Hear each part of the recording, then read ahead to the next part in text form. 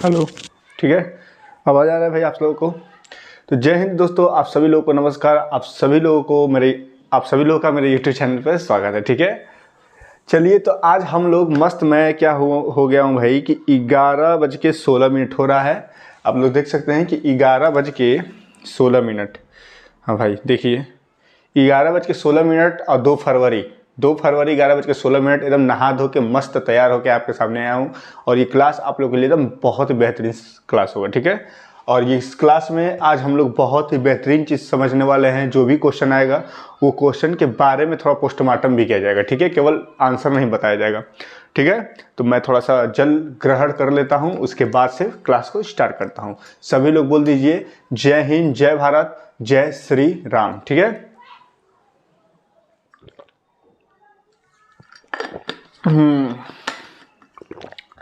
अब मजा आएगा भाई।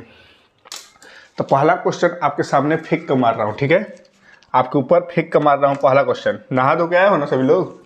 नहा धो लिया करो ठंड के मौसम में। ठीक है, मजा आएगा। हाँ, पहला क्वेश्चन तो आप लोग के सामने है ही भाई लिखने की जरूरत नहीं है। चलो, पहला क्वेश्चन आप लोग के सामने दिखाई दे रहा है स्क्रीन बोर्ड पे। डे नंबर 21 है। 20 क्लास ऑलरेडी हो चुका है। प्लेलिस्ट देखिए, UP board math previous year paper, ये सारे प्रीवियस ईयर के क्वेश्चन है। मेरे क्वेश्चन नहीं है, सब प्रीवियस ईयर में आए हुए हैं। एग्जाम में ऐसे ही क्वेश्चन आते हैं, पूछता है। Class 10th math for UP board, CBSE board. UP board है, यूपी बोर्ड में हिंदी लिखेगा। सीबीएसई बोर्ड है तो सीबीएसई बोर्ड में इंग्लिश में लिख देगा। कह रहा है दी गई संख्याओं में अभाज्य संख्या कौन है? कहेगा in the following numbers who is the prime minister का नाम, प्राइम नंबर ऑफ दिस। इसमें से कौन सा प्राइम नंबर होगा? ठीक है, इसमें कौन सा प्राइम नंबर है बताओ? सीबीएसई बोर्ड में आएगा कि प्राइम नंबर, इसमें बताइए। ठीक है, तो आप लोग एक गलती करेंगे कि सर प्राइम नंबर जो होता है, पहली बात कि हम लोग अभाज्य संख्या का पोस्टमार्टम करने जा रहे हैं। ठीक है, पहली बात कि नंबर जो होते हैं, एक होता है दोस्तों अभाज्य संख्या होता है। अब ध्यान से देखिएगा, इसका पोस्टमार्टम मैं कर दूं ताकि कोई दिक्कत कभी जीवन में ना हो। अभाज्य संख्या एक होता है दोस्तों, बहुत बढ़िया, और एक होता है दोस्तों भाज्य संख्या।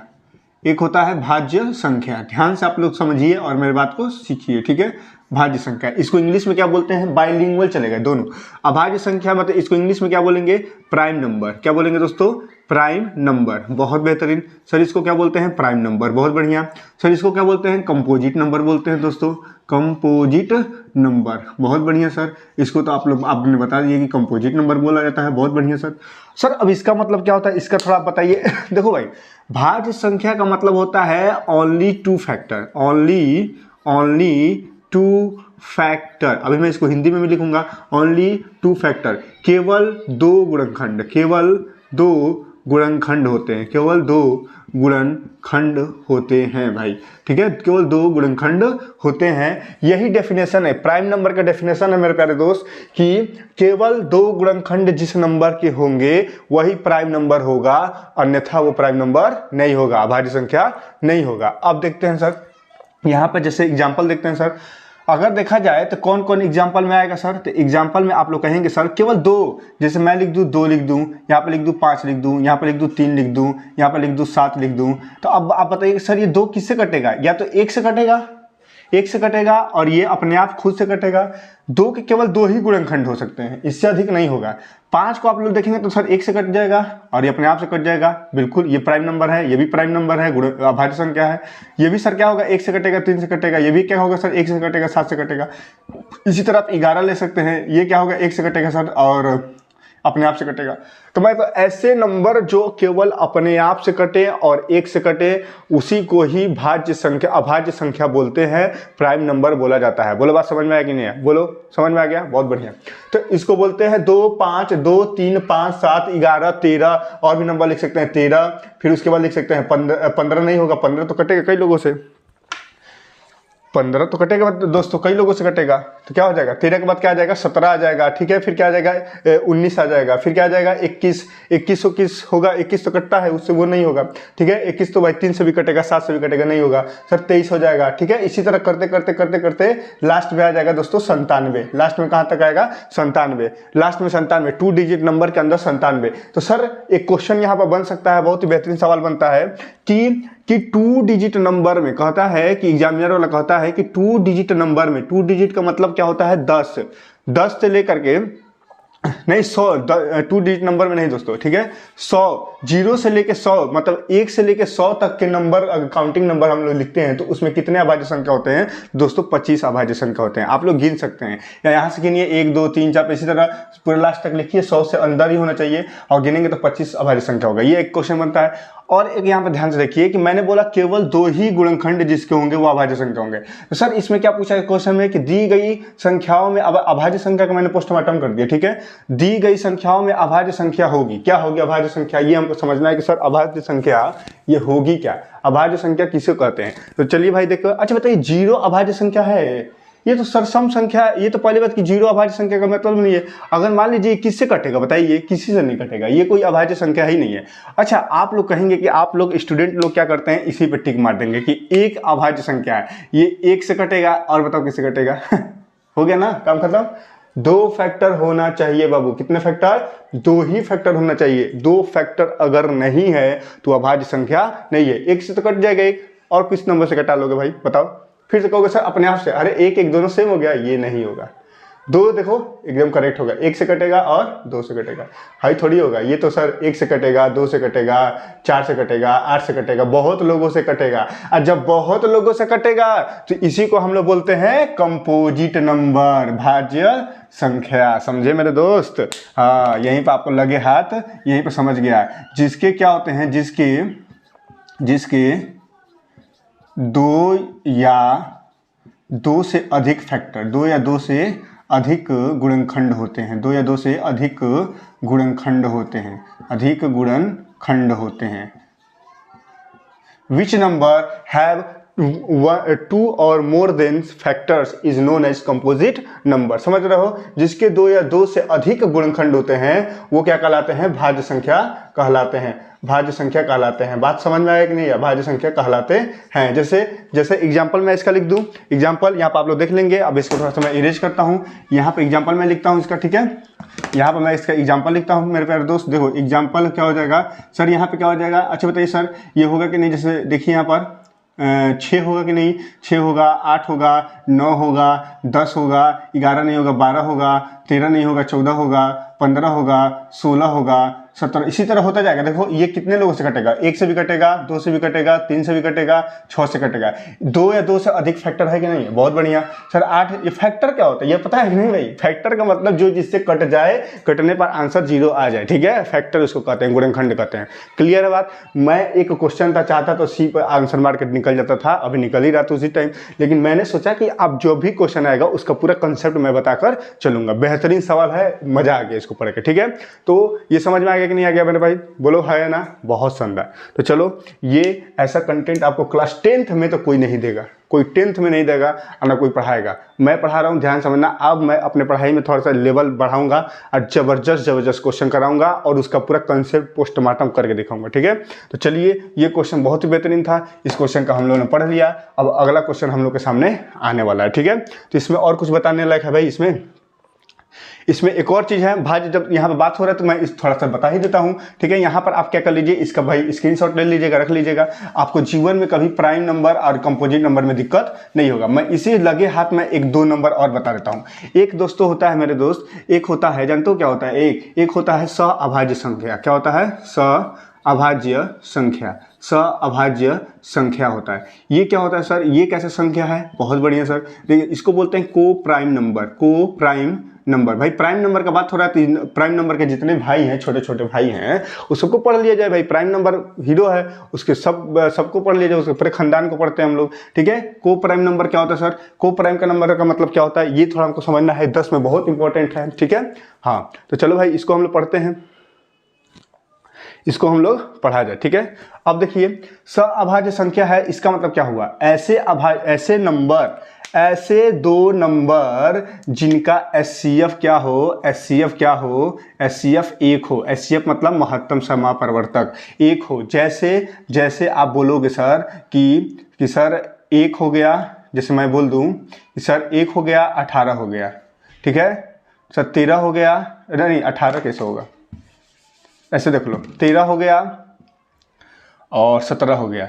अच्छा बताइए, इन दोनों में कुछ कॉमन दिखाई देगा? नहीं, कहेंगे सर अब ना ये से कटेगा ना उससे कटेगा। सर इन दोनों में एक ही कॉमन है, जिसका एचसीएफ कॉमन का मतलब एचसीएफ एक है। ये दोनों नंबर, एक नंबर का बात नहीं होगा, दोनों नंबर क्या हो जाएंगे? को प्राइम नंबर हो जाएंगे। दोनों नंबर क्या हो जाएंगे दोस्तों? को प्राइम नंबर हो जाएंगे। ये बात आप लोगों को समझ में आया कि नहीं है? बहुत बेहतरीन आ गया। अब एक यहीं तक ये हो गया। और जैसे आप लोग बोल सकते हैं सर 23 है और 27 है, ये भी क्या है सर? ये भी क्या है? को प्राइम नंबर है, सभाज्य संख्या है, क्योंकि इन दोनों में कुछ कॉमन नहीं है। इन दोनों में कॉमन कोई है तो केवल सर एक कॉमन है, एक ही कॉमन है। ऐसे दो नंबर जिनमें केवल एक कॉमन दिखाई दे, एक उभयनिष्ठ दिखाई दे, ऐसे दो नंबरों को बोलते हैं सभाज्य संख्या। दो नंबर का पेयर में आते हैं, ठीक है। और इसी लगे हाथ एक और मैं बता देता हूं आप लोग को, जो कि बहुत ही बेहतरीन चीज है, ठीक है। आप लोग इसको नोट कर लीजिएगा। अब मैं यहाँ पर एक और चीज यहीं पर लगे हाथ में सोच रहा हूँ कि बता ही दूं, और बहुत ही लाजवाब चीज है वो, ठीक है। देखो ध्यान से, यहाँ पर एक आता है दोस्त, यहाँ पे एक चीज ये है कि सर एक आता है ट्विन नंबर। ये किसी को पता ही नहीं होगा, 10 वाले लड़के इसको पता ही नहीं होगा, ठीक है। आप लोगों को पता चल जाएगा, ध्यान से देखिएगा। ट्विन नंबर, और ये सेशन अच्छा लगे तो तुरंत शेयर कर दो अपने दोस्तों में, ठीक है। मेरा कसम है, सब कुछ शेयर कर दो और तुरंत लाइक करना मत भूलना। वीडियो को लाइक कर देना, चैनल पर नए हो तो सब्सक्राइब कर देना। अब देखो ट्विन नंबर के बारे में अगर देखा जाए कि सर ट्विन नंबर क्या होता है, ये तो आप लोग पहली बार नाम सुनेंगे, सब सोचेंगे सर ये सब क्या पढ़ा रहे हैं, फर्जी पढ़ा रहे हैं क्या, 10 में आएगा नहीं। अरे बाबू जानकारी रखो, ये आ जाएगा। ये 10 के बोर्ड एग्जाम में दिया था, एक ऑप्शन दे दिया था एमसीक्यू में। एमसीक्यू में कुछ भी पूछा जा सकता है, आप लोग को जो 20 क्वेश्चन है कुछ भी पूछा जा सकता है, ध्यान से देखिए, ठीक है। नंबर सिस्टम में ही सारे आते हैं। अब देखो भाई, अब यहाँ पे देखो ट्विन नंबर को क्या बोलते हैं? जुड़वा संख्या। क्या बोलते हैं? जुड़वा। ट्विन मतलब होता है जुड़वा संख्या इसको बोला जा सकता है, ठीक है। जुड़वा संख्या सर क्या होता है? ट्विन प्राइम नंबर होता है, ट्विन प्राइम नंबर होता है, ठीक है। क्या होता है? ट्विन प्राइम नंबर होता है, ट्विन प्राइम नंबर। अब देखो इसका पोस्टमार्टम मैं कहता हूं सर जुड़वा ऐसे अभाज्य, प्राइम मतलब बताए हैं अभाज्य संख्या। प्राइम का मतलब क्या होगा? जुड़वा अभाज्य संख्या जो होगा, ये प्राइम नंबर का मतलब अभाज्य संख्या। सर अभाज्य संख्या होना चाहिए, लेकिन जुड़वा में होगा। जुड़वा का मतलब होगा जिसमें ऐसे दो नंबर है। मैं यहाँ पर लिखता हूं कि ऐसे दो नंबर, ऐसे, इसका डेफिनेशन देखो, ऐसे दो प्राइम नंबर, ऐसे दो अभाज्य संख्या को लेना है। ऐसे दो अभाज्य संख्या जिनमें केवल 2 का अंतर हो, केवल 2 रुपए का अंतर हो, मतलब 2 नंबर का अंतर हो, दो का अंतर हो, डिफरेंस हो, अंतर पता है ना भाई? हाँ, अंतर हो, डिफरेंस हो। जैसे आप कहोगे सर एग्जांपल बताइए, देखो भाई एग्जांपल देख लो। आप लोग कहोगे सर 13 और आप लोग कहोगे सर जैसे 11 और 13। आप कहोगे सर 11 अभाज्य संख्या नहीं है जी, इसका कोई 2 फैक्टर होगा कि नहीं होगा? 2 गुणनखंड होगा। 11 अभाज्य संख्या है और 13 भी अभाज्य संख्या है, ठीक है। तो थोड़ा 1 सेकंड में दोस्तों थोड़ा सा रुको, एक कोई आया है, थोड़ा देखता हूं, ठीक है। अभी 1 सेकंड रुक जाओ।